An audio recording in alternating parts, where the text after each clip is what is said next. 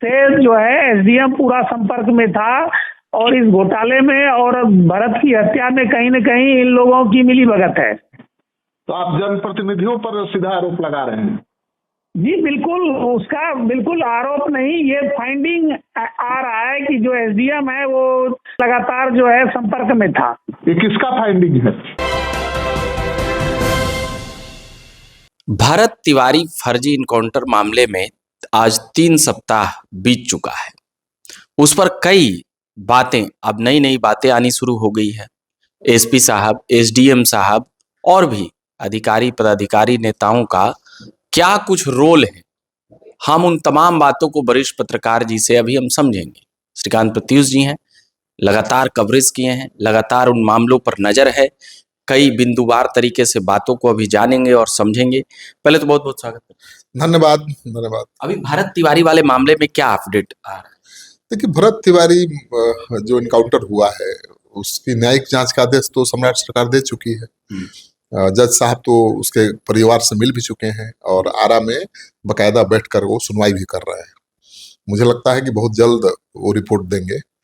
और दूसरी तरफ राष्ट्रपति भवन में एक याचिका दायर की थी सुप्रीम कोर्ट के एडवोकेट संजीव कुमार सिंह ने।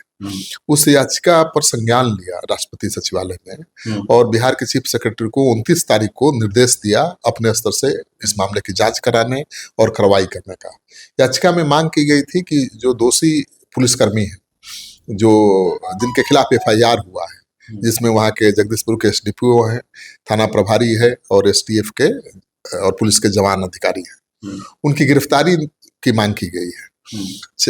कहा गया है, ये भी आरोप लगाया कि 1400 करोड़ का घोटाला हो रहा था जिसका भरत को जानकारी थी और इसलिए मोबाइल में उसकी सबूत है। हाँ, और इसलिए भरत की हत्या की गई है, तो उस मामले की जांच की मांग की गई थी। तो राष्ट्रपति सचिवालय ने बिहार के चीफ सेक्रेटरी को निर्देश दिया और बिहार के चीफ सेक्रेटरी ने एक एसआईटी भी गठित कर दी है, जो खबर है इस मामले की जांच के लिए, जिसको एक आईपीएस अधिकारी पुलिस मुख्यालय से लीड कर रहे हैं। तो ये बिहार से हो रहा है ये सारी कार्रवाइयां या दिल्ली से हो रही है? राष्ट्रपति भवन को तो जवाब देना है ना, वहां से रिमाइंडर आ रहा है। अच्छा, 29 तारीख को आया था रिमाइंडर, फिर 8 तारीख को रिमाइंडर आया, तो दो रिमाइंडर आ चुके हैं कि भाई इस मामले में जांच कहाँ तक पहुंची और क्या कार्रवाई हुई। तो कार्रवाई तो अभी कुछ खास हुई नहीं है। पुलिसकर्मी निलंबित हैं, अभी उनकी गिरफ्तारी नहीं हुई है। डीएसपी तो निलंबित भी नहीं है, एसडीएम के खिलाफ कोई एक्शन नहीं हुआ है। एसपी साहब को लेकर बड़ा संदिग्ध स्थिति में कई लोग सवाल उठा रहे हैं कि उनकी अभी तक क्यों इतना बचाव सरकार की, या वो हटाए नहीं गए। इसको लेकर पब्लिक, परिवार और लोगों में जो एक देखिए, जांच हो रही है। न्यायिक जांच में अगर एसपी साहब दोषी पाए जाएंगे तो उनके खिलाफ एक्शन होगा। एसपी साहब की भूमिका पर इससे सवाल उठ रहा है कि वो जिले के पुलिस कप्तान है और उनके इशारे के बिना पत्ता भी नहीं हिलेगा जिला में, ये तो कंफर्म है। और जो इनकाउंटर स्थल है एसपी साहब के घर से 15-20 मिनट की दूरी पर है। तो इतना बड़ा कांड था अगर एसपी साहब की नजर में या सरकार की नजर में, तो एसपी साहब को खुद वहां देखना चाहिए था, खुद मॉनिटरिंग करनी चाहिए थी। वहाँ मॉनिटरिंग तो एसडीएम साहब कर रहे थे इसको। एसडीएम को तो वहां होना ही नहीं चाहिए था कायदे से, क्योंकि कानून व्यवस्था की कोई स्थिति वहां नहीं थी। एक लड़का था एक तरफ, दूसरी तरफ पूरी पुलिस, तो जरूरत ही नहीं थी। वहां पब्लिक प्रोटेस्ट जहां होता है वहां दंडाधिकारी तैनात किए जाते हैं और उनके आदेश पर गोली चलती है। यहाँ तो पुलिस और एक हथियार लेकर लहराने वाले एक नौजवान के बीच मुकाबला था और उसने सरेंडर भी कर दिया। उसके बाद गोली मारी गई और इसका लाइव अगर नहीं किया होता फेसबुक पर तो ये सब कुछ तो चर्चे नहीं हम लोग कर रहे हैं, कोई नहीं करता ना वहाँ कोई जाता। कितना इनकाउंटर होता है कौन देखता है। यहाँ इसलिए सवाल उठा कि लाइव था फेसबुक पर भरत और उसने लाइव रहने के दौरान ही अपना हथियार डाल दिया। और थानेदार का जो इंट्रोगेशन मैंने किया है उसमें वो खुद एक्सेप्ट कर रहा है कि आखिरी गोली चलाने के बाद उसने हथियार डाला। तो जब आखिरी गोली चला कर हथियार डाला तब तक तो उसको गोली मारी नहीं गई थी। तो सरेंडर करने के बाद क्यों गोली मारनी पड़ी, पैर में भी क्यों मारिएगा? अरे भाई, वो भाग भी नहीं रहा था, वो तो सीना तान के खड़ा था। हाँ, क्या हमारी मांग आप मान लीजिए, हम सरेंडर करते हैं, मांग मानने का आश्वासन मिला, सरेंडर कर दिया, तो भाग भी नहीं रहा था वो, अब खतरा भी नहीं था उससे, तो उसको क्यों गोली मारी गई? क्योंकि जब भी सामने वाला अपराधी भी हो, आतंकी भी हो, जब हथियार डाल देता है तो पुलिस का जो सेल्फ प्रोटेक्शन का राइट है वही सीज हो जाता है। पुलिस गोली नहीं चला सकती है, इससे सवाल उठा ना। तो एसडीपीओ की भूमिका संदेह के घेरे में है जी। और एसडीएम की भी भूमिका संदेह के घेरे में है, क्योंकि भरत तो बाढ़ कटाव पीड़ितों की लड़ाई लड़ रहा था, उनकी सुविधाओं की मांग कर रहा था कि भाई उनको नल जल की योजना लाइए, यहाँ पर या चापाकल गलवाइए, मिट्टी भरवाइए, उनका घर बढ़िया से बनवाइए, यही ना उसकी मांग थी। और इसको लेकर वो एसडीएम के यहाँ बार बार जा रहा था। अभी एक सवाल जो सबसे बड़ी तौर पर आ रहा है कि क्या उसका आदेश कहाँ कहाँ से मिला? क्या नेताओं से मिला उसका आदेश, या बड़े अधिकारी पदाधिकारियों से मिला, बिहार के बड़े नेताओं द्वारा आदेशित किया गया, शीर्षस्थ नेताओं? इसको लेकर बड़ा संदिग्ध वाली। देखिए, मुख्यमंत्री को सीधे निशाना पर लाना ठीक नहीं है, क्योंकि सम्राट चौधरी जी का बयान उसी दिन का है जिस दिन इनकाउंटर हुआ। क्या बयान दिया था कि थोड़ा विक्षिप्त है, उसको पकड़ के अस्पताल में इलाज कराया जाएगा। तो मुख्यमंत्री एक तरफ का इनकाउंटर का आदेश देंगे और दूसरी तरफ कहेंगे कि विक्षिप्त है, उसका अस्पताल में इलाज कराया जा रहा है, फंस जाएंगे वो। अपनी नहीं, दोनों बात नहीं बोल सकते। उन्होंने दोनों बात तो किया नहीं होगा। तो जब उनको फीडबैक मिला कि वो पागल है, विक्षिप्त है, उसको इलाज की जरूरत है, तब मुख्यमंत्री जी ने बयान दिया। तो मुख्यमंत्री ने निर्देश दे दिया इनकाउंटर करने का, ये तो राजनीति हो जाएगी।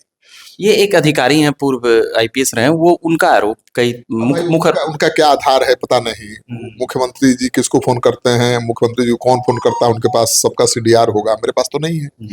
और मुख्यमंत्री के बयान के आधार पर, एक्शन के आधार पर ही हम समीक्षा करेंगे। तो मुख्यमंत्री उसी दिन बयान देते हैं कि अब विक्षिप्त है, उसका इलाज कराया जाएगा, और उसी दिन पुलिस इनकाउंटर कर देती है। तो मुख्यमंत्री के आदेश पर हुआ इनकाउंटर जस्टिफाई लगता है। अधिकारियों की चूक है, अधिकारियों ने। क्या पटना से कोई अधिकारी जी फोन किए? मतलब ये भी आ रहा है। पटना से भी करने की क्या जरूरत है यार, क्योंकि वहां तो एसपी ही जिला का कप्तान है, सर्वे सर्वा है।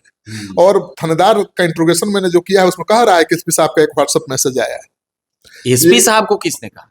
अब एसपी साहब को सरकार ने कहा होगा पकड़ने के लिए, क्योंकि हथियार लहरा रहा है, सरकार की किरकिरी हो रही है। लेकिन एसपी साहब को सरकार ने थोड़ा कहा कि पकड़ के मार दो, सरेंडर करे तब भी मार दो, ऐसा थोड़ा था। अपराधी नहीं है तब भी मार दो, सरकार ने ऐसा कहा होगा। ऐसे कहा भी है तो एसपी साहब मार देंगे गोली। खबरें आम, और कई लोग अपने अपने विश्लेषण में बता रहे हैं कि सरदार पटेल भवन जो है, वहां से बड़े बड़े अधिकारियों ने डांट फटकार लगाई, वहां के कई तरह की बातें जो आई है, आप भी जानते सुनते रहते हैं, तो क्या कहें? ये हवा में तो बहुत तरह की बातें आएंगी, क्योंकि राजनीति इस पर शुरू हो गई है। राजनीति शुरू होगी तो आप जान लीजिए कि गुनहगार बच जाएंगे, क्योंकि उनके पक्ष में भी कुछ नेता खड़े हो जाएंगे, कुछ दल खड़े हो जाएंगे, गुनहगार जो है, तो उनको प्रोटेक्शन मिल जाएगा। तो राजनीति नहीं होनी चाहिए, जांच होनी चाहिए, न्याय मिलना चाहिए भरत को, भरत के परिवार को। देखिए, अभी पहले जान लीजिए कि जांच में क्या क्या हुआ। राष्ट्रपति भवन के हस्तक्षेप के बाद चीफ सेक्रेटरी ने एसआईटी का गठन किया। दूसरा काम क्या किया, बड़ा काम, कि पटना के आयुक्त को भेजा आरा, उन्होंने डीएम और एसडीएम से पूछताछ की और उन्होंने अपनी रिपोर्ट चीफ सेक्रेटरी को दी। तो सूत्र जो बता रहे हैं कि उनकी रिपोर्ट में ये बात सामने आई है कि डीएम को आवेदन दिया था भरत ने, और डीएम ने उस आवेदन पर कार्रवाई करने का निर्देश भी एसडीएम को दिया था। लेकिन एसडीएम भड़क गया और कि तुम पैरवी कराते हो। उसको अपमानित किया, और इतना अपमानित किया कि उसने हथियार खरीद लिया, लहराने लगा। तो मतलब डीएम साहब, एक मिनट सर, डीएम साहब ने कहा कि इसको जरा ये संज्ञान में लिया उसके मामला का, यानी भ्रष्टाचार का जो मामला भरत उठा रहा था, डीएम पक्ष में थे कि इनकी सुनवाई की जाए, मगर एसडीएम बोला कि तुम चल गया। होता है ना कि ऊपर डीएम साहब के चले गए, क्या कर लेंगे डीएम साहब। तो सवाल उठ रहा है कि आखिर एसडीएम किसके कंधे पर रख के बंदूक चला रहा है भाई, किसका हाथ है उसके पीठ पर, क्यों डर नहीं रहा है डीएम से भी। किसको बचाना चाहते थे? अपना रुपया पैसा को बचाना चाहते थे, अपना गद्दी को बचाना चाहते थे? आखिर माजरा क्या है उसमें? वो इन्वॉल्व थे भ्रष्टाचार? अब पता नहीं, भरत तो यही आरोप लगा रहा है कि एसडीएम भ्रष्टाचार में लिप्त थे। तो मुझे जो खबर आ रही है, अधिवक्ता संजीव जो सुप्रीम कोर्ट के वकील है, जो मामले की मॉनिटरिंग कर रहे हैं, राष्ट्रपति भवन में जो याचिका दायर की है, उनका कहना है कि पटना के आयुक्त ने एसडीएम के खिलाफ रिपोर्ट दिया है, ठीक है ना, और अब उनके खिलाफ बहुत जल्द एक्शन होने वाला है, उनका कहना है। उनका कहना है कि जो शाहाबाद के डीआईजी है, वो जांच कर रहे हैं मामले की, उन्होंने एसपी की भूमिका पर भी सवाल उठाया है, उन्होंने डीएसपी एसडीपीओ की भूमिका पर भी सवाल उठाया है। अब मुझे नहीं पता है, वो सुप्रीम कोर्ट के अधिवक्ता संजीव कुमार सिंह दावा कर रहे हैं, क्योंकि वो लगातार चीफ सेक्रेटरी के संपर्क में है, वो लगातार डीएम एसपी से संपर्क में है, क्योंकि राष्ट्रपति भवन का निर्देश है कि राष्ट्रपति भवन को भी कार्रवाई करके बताया जाए और वो अधिवक्ता को भी बताया जाए। तो अधिवक्ता कह रहे हैं कि आयुक्त ने अपनी रिपोर्ट दे दी है चीफ सेक्रेटरी को, वो रिपोर्ट एसडीएम के खिलाफ है और एसडीएम के खिलाफ एक्शन होना, और चीफ सेक्रेटरी ने एसआईटी ये कर लिया है। दूसरी बात है कि शाहाबाद के डीआईजी ने एसपी पर लापरवाही का आरोप लगाया है, वकील साहब के अनुसार अपनी रिपोर्ट में दिया है कि भाई लापरवाही हुई है, जब नजरअंदाज किया गया है इस मामले को। हाँ, अगर गंभीरता से लेते तो ये घटना नहीं होता, कांड नहीं होता। और एसडीपीओ पर सवाल उठाया है कि एसडीपीओ ने गलत किया है।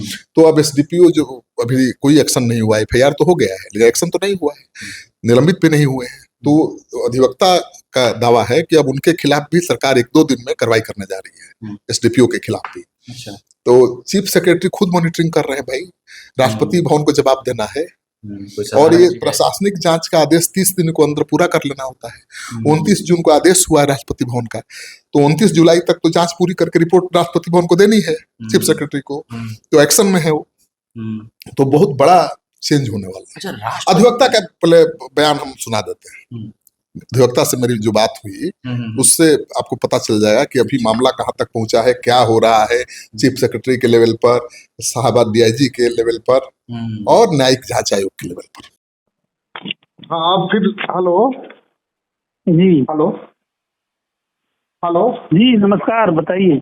हाँ, आप सर दोबारा हम रिकॉर्ड कर रहे हैं कॉल आपका। जी जी जी बताइए। दोबारा आपसे सवाल पूछूंगा, लेकिन आवाज क्यों कम आ रही है?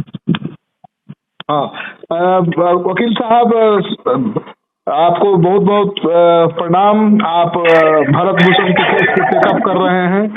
हम लोग भरत भूषण के केस के प्रोग्रेस के बारे में आपसे जानना चाहते हैं।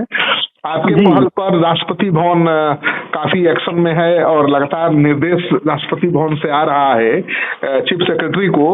हम जानना चाहते हैं कि प्रशासनिक स्तर पर क्या जांच हो रही है और क्या क्या हुआ है अब तक।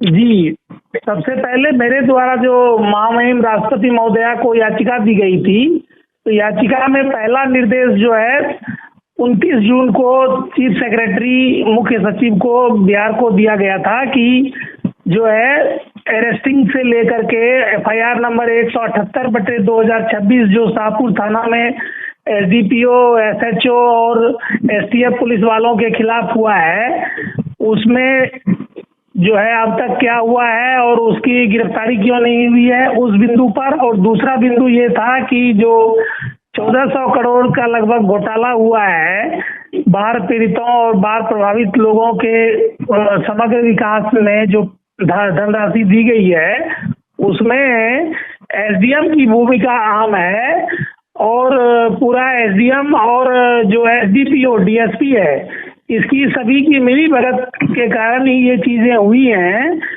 और इस वजह से जो है जांच दोहरी स्तर से चल रही है, एक प्रशासनिक स्तर से और दूसरा पुलिस के स्तर से। तो प्रशासनिक स्तर पर अभी जांच कहाँ तक बढ़ी, आपको क्या फीडबैक मिला है? प्रशासनिक स्तर तक अभी बहुत ही आज का लेटेस्ट रिपोर्ट ये है कि जो डिविजनल कमिश्नर पटना के गए थे, तो डीएम और एसडीएम से पूरी तरह से पूछताछ किया गया है और मुख्य सचिव कार्यालय से जो निर्देशित किया गया है कि एसडीएम जो है, जो ये घटना हुई थी 17 जून को, तो 16 जून को और 17 जून को जो सरकारी मोबाइल है एसडीएम का और डीएसपी का जो सरकारी मोबाइल है और डीएम का जो सरकारी मोबाइल है, और उनसे ये भी पूछा गया है कि इसके अलावा भी आप कोई फोन यूज करते हैं, तो वो सारा सीडीआर रिपोर्ट मांगा गया है।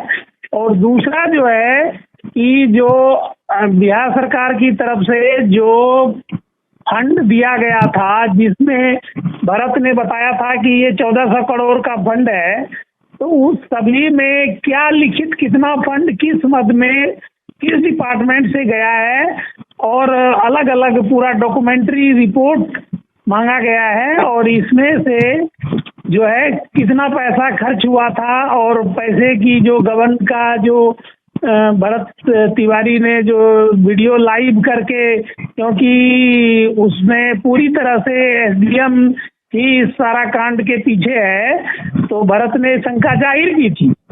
तो इस वजह से जो है उस बिंदु पे जांच करते हुए यहाँ तक जो है डॉक्यूमेंट्री प्रूफ मांगा गया है एसडीएम से और डीएम से, और बाकी रिपोर्ट जो है इसमें एसपी की क्या भूमिका है, और जो डीएसपी जिस दिन घटना हुआ, जो हत्या हुई भरत तिवारी की 17 जून को, उस दिन जो है एसपी जो है, जो कि जिले का कप्तान होता है, उसको वहाँ पे रहना चाहिए। उसने क्या किया, क्या लापरवाही की, और डीएसपी इसमें सम्मिलित है हत्या में, तो इसलिए जो है इसकी पुलिस जांच में इसकी पूरी रिपोर्ट सीवीआर और सारी रिपोर्ट मांगी गई है।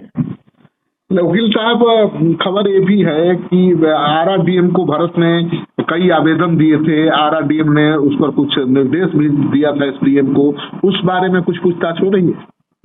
जी, पहला जो आवेदन दिया गया था वो एसडीएम को दिया गया था। जब एसडीएम ने कार्रवाई नहीं किया तो फिर एक आवेदन भरत तिवारी के द्वारा डीएम को दिया गया था। तो डीएम ने उस पहले आवेदन पे कुछ निर्देशित किया था एसडीएम को कि अभी तत्काल जो है उस बाढ़ प्रभावित होकर के जो लोग इधर बसे हुए हैं, वो उधर गड्ढा है, पीने की पानी की सुविधा नहीं है, बाथरूम नहीं है, इन लोगों को खाने की व्यवस्था नहीं है, छत नहीं है, तो प्राथमिक सुविधा पहले दिया जाए। तो एसडीएम ने यहाँ तक कि डीएम के निर्देश को भी होल्ड अप कर रख दिया, और इसका मतलब ये लग रहा है कि एसडीएम जो है स्थानीय जो लोग हैं, जिसका अभी सुनने में आया है कि जो अलग अलग बंदों से बात होने पे से जो है एसडीएम पूरा संपर्क में था, और इस घोटाले में और भरत की हत्या में कहीं न कहीं इन लोगों की मिलीभगत है। तो आप जनप्रतिनिधियों पर सीधा आरोप लगा रहे हैं? जी बिल्कुल, उसका बिल्कुल आरोप नहीं, ये फाइंडिंग आ रहा है कि जो एसडीएम है वो लगातार जो है संपर्क में था। ये किसका फाइंडिंग है? जी, ये फाइंडिंग जो एसडीएम की जो मोबाइल की जांच हुई है, एसडीएम का जो बातचीत हुआ है, उस बातचीत से लगातार जो है एसडीएम, तो मतलब उनकी भी भूमिका की जांच आप लोग मांग कर रहे हैं क्या? बिल्कुल, ये इसीलिए तो जो प्रशासनिक जांच अलग से हो रही है, पुलिसिया जांच अलग हो रही है, न्यायिक जांच अलग हो रही है, तो ये दूध का दूध पानी का पानी, पूरी जांच अच्छी ढंग से होना चाहिए, और एसडीएम की जो है गिरफ्तारी होनी चाहिए, डीएसपी की गिरफ्तारी होनी चाहिए, और हम उसी बिंदु पर काम कर रहे हैं। और एसपी की भूमिका निर्धारित हो कि एसपी जो जिले का कप्तान होता है, उसने अभी तक जो है क्यों नहीं कार्रवाई किया, और जो है उस दिन जिस दिन घटना हुई उस दिन जो है बार बार पटना से संपर्क में कौन था, ये सारी चीजें जांच में आनी चाहिए। मतलब सरकार से संतुष्ट है आप लोग? प्रशासनिक जांच जो हो रही है, पुलिस जो जांच हो रही है? देखिए, महामहिम राष्ट्रपति महोदया के यहाँ से जो निर्देश गया, तो जो है जांच में तेजी आई है, क्योंकि अभी 4 प्रकार की जांचें चल रही है। न्यायिक जांच तो सरकार ने दिया था, तो वो तो चल ही रही है, उसमें गवाह भी रिकॉर्ड हो गए हैं, और आरा में कार्यालय भी बन गया है, और गवाही की रिकॉर्डिंग बड़ी तेजी से चल रही है, तो वो काम तो हो रहा है। दूसरा काम, प्रशासनिक जांच भी तेज हो गया है, क्योंकि महामहिम राष्ट्रपति सचिवालय से जो निर्देश मुख्य सचिव को गया, तो उसमें भी जांच पूरी तेजी से हो रही है, और जो पुलिस मुख्यालय और जो डीआईजी शाहबाद एरिया से जो पुलिस की जांच हो रही है, और एसपी की और डीएसपी की और एसएचओ शाहपुर और एसटीएफ के जवान की जो भूमिका है भरत की हत्या करने में, जो है जबकि भरत ने वो हथियार जो है सरेंडर कर दिया था, उसमें कोई भी गोली नहीं थी, तो उसके बाद 3 गोली जो है उसको बाहर में मारा गया, और फिर जाने के क्रम में ऐसा रिपोर्ट आ रहा है कि जाने के क्रम में गाड़ी में 2 गोली मारी गई, और जिससे कि भरत की मृत्यु हुई। चलिए, तो अब 13 को और 17 को दिल्ली में प्रदर्शन भी है, अब उस पर सबकी नजर बनी रहेगी। आपने बहुत बहुत जानकारी दी, इसके लिए बहुत बहुत धन्यवाद वकील साहब। जी जी, बहुत बहुत धन्यवाद। और हम चाहते हैं कि जो है पूरे भोजपुर की जनता और खास करके बिलोटी और इन लोगों को जो है भरत के परिवार को न्याय मिले, और जो है गरीबों का जो। तो अभी जैसे कि हमने अधिवक्ता जी का बयान सुना, तो उस पर क्या महत्वपूर्ण बातें जो राष्ट्रपति भवन में यह मामला गया है उसके बाद और भी तेजी आई? देखिए, अधिवक्ता की बातों से तो यही लगता है कि भाई इस जांच के दायरे में बहुत लोग आएंगे, नेता अभिनेता बहुत लोग आएंगे जांच अगर होगी तो, और बहुत लोग फंसेंगे भी। और अब सरकार की मंशा पर सवाल इसलिए अब नहीं उठता है कि सरकार ने न्यायिक जांच का आदेश दे दिया बिना देर किए। सरकार ने साहब डीआईजी को जांच का आदेश दे दिया बिना देर किए। सरकार ने पटना आयुक्त को भेज दिया जांच के लिए। तो सरकार प्रशासनिक स्तर पर कार्रवाई कर रही है, चीफ सेक्रेटरी कर रहे हैं, क्योंकि राष्ट्रपति भवन मॉनिटर कर रहा है, जवाब देना है। तो अब विश्वास रखना चाहिए, सिस्टम पर विश्वास नहीं, न्याय कैसे मिलेगा यार? अब सरकार पर भी भरोसा नहीं है, राष्ट्रपति भवन पर भी भरोसा नहीं है, न्यायिक आयोग पर भी भरोसा नहीं है, तो सीबीआई पर कैसे भरोसा हो जाएगा? वो भी तो किसी सरकार का अधीन है। तो भरोसा रखना पड़ेगा सिस्टम पर। और भारत की माता ने तो अपना उपवास का कार्यक्रम टाल दिया है। 13 तारीख को 11 तारीख को कल वो दिल्ली जा रही है, 13 तारीख को बैठेंगी कहीं धरना पर, 17 को बहुत बड़ा कार्यक्रम है। तो इस मामले को आगे बढ़ाने के लिए बहुत लोग लगे हुए हैं सिस्टमैटिक ढंग से। चलिए, अंततः यही बातें समझ में आई और अंततः यही बातें आई कि सरकार पर भरोसा रखना पड़ेगा, और हम लोगों को भी सरकार पर भरोसा है, सिस्टम पर भरोसा है कि भरत तिवारी मामले में न्याय जरूर मिलेगा। हम इन तमाम बातों को करते रहते हैं और लाते रहते हैं। अभी फिलहाल वरिष्ठ पत्रकार श्रीकांत प्रत्युष जी से हम बात कर रहे थे। हम उन तमाम मुद्दों और बातों पर बात करते रहेंगे। अभी के लिए फिलहाल इतना ही कहेंगे। मेरा नाम रविकांत हुआ। धन्यवाद।